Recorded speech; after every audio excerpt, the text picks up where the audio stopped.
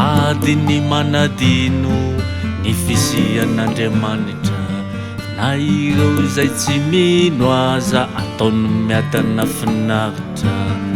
Ianao izay mijalijaly tsy sanatria hoe voasazy, mila miezaka ny miaina ny paikady volavolaina.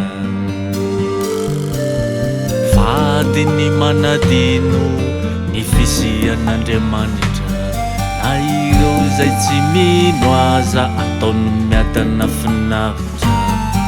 Ianao izay mijalijaly tsy sanatria hoe voasazy, mila miezaka ny miaina ny paikady volavolaina.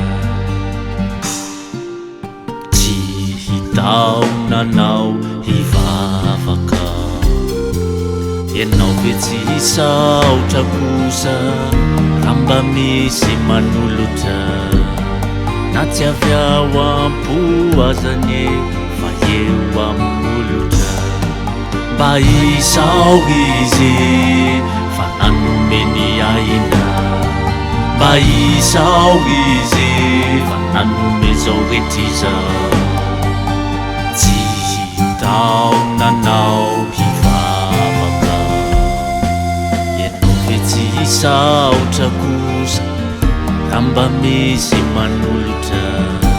Na tsy avy ao am-poazanye fa eo am-molotra.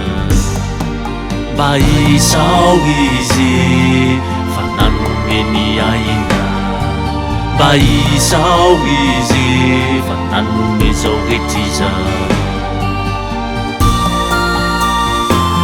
Isaotranao e!